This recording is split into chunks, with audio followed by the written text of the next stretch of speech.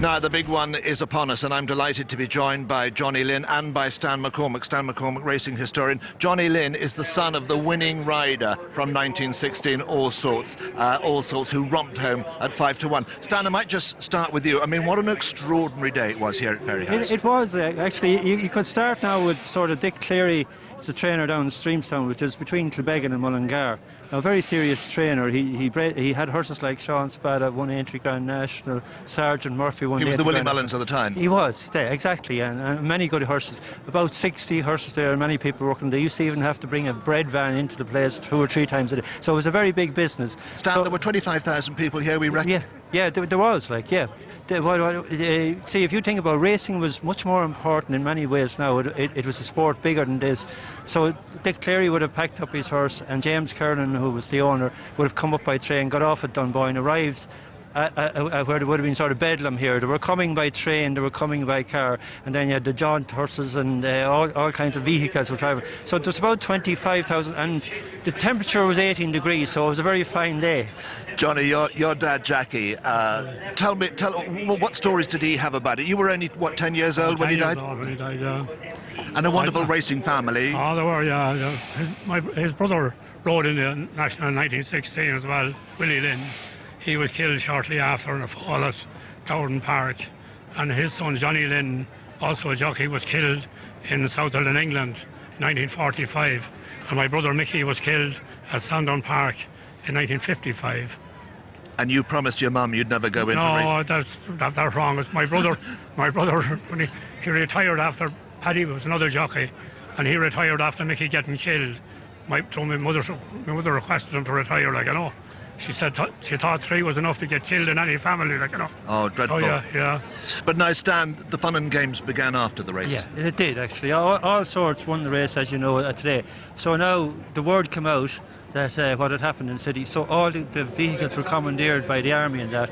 So here you had them. They were now stuck in Fairyhouse. So the only thing to do is they actually rode the horses or walked to Maynooth thinking to get a train, but they didn't. So they headed for the Royal Canal and Clonard and that area. And actually an incident happened there where they were stopped by armed men.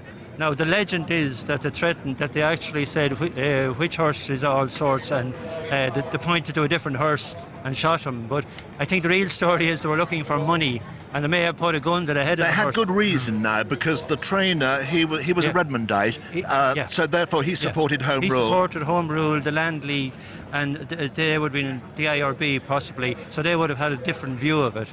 But it was more likely, I think, that they were just robbing him rather than going to shoot the horse. But they did threaten to shoot the horse. But you know yourself, the 3 men there were Billy Lynn, Johnny's brother, who had ridden in the race, Tom O'Rourke, who trained the winner of the Grand National in 1928. They were the men, and they had no money, so they let them go.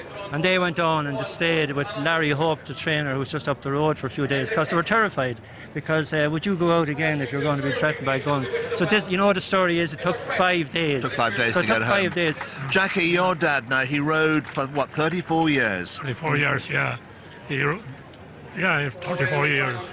He was leading jockey in Kilbeggan from 1904 to 1916. Was he? Yeah. And I wouldn't know much only what I read. But wonderful stories. I mean, okay, you were only 10 when he died, but I mean, right. it was some family, obviously. It was. There were 7 of us in family after, and the youngest was only 2 months old when my father died, like, you know. My mother had it hard enough now, like, you know. Stan, you've written a book. You're a historian, racing historian. Just show us the book, because this is racing through the Midlands. There's a lot of stories here, aren't there? Yeah, a lot of the stories would be connected with this. All right, it covers about 43 nationals, either Irish or otherwise, and there would be Westmeath connections. So I mean, it was an amazing generation. Even when you talk about Johnny Lynn, there is one story, he hasn't mentioned it. He claimed to be the first person to get a sideline seat in Croke Park. And that is true, because he was injured in Aintree. He came home for a match and he got out there. Johnny, you got that story? Yeah, I did, yeah. Yeah, I have the curtains about it, like, you know. He broke a leg at Aintree shortly before that, and he insisted on leaving a Liverpool hospital to come home to see the game.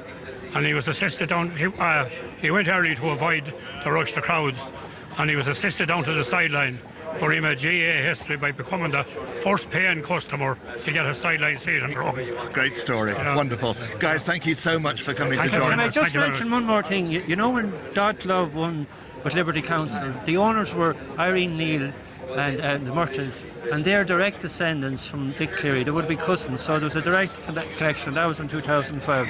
No, John even wrote a bit in his history book about my mare getting drowned in Kilbeggan. That's true. That's right, true. Stan? That's true. Undecided. I tell you what, racing throws up stories, doesn't it? Yeah, I think so. By the way, I was in Kilbeggan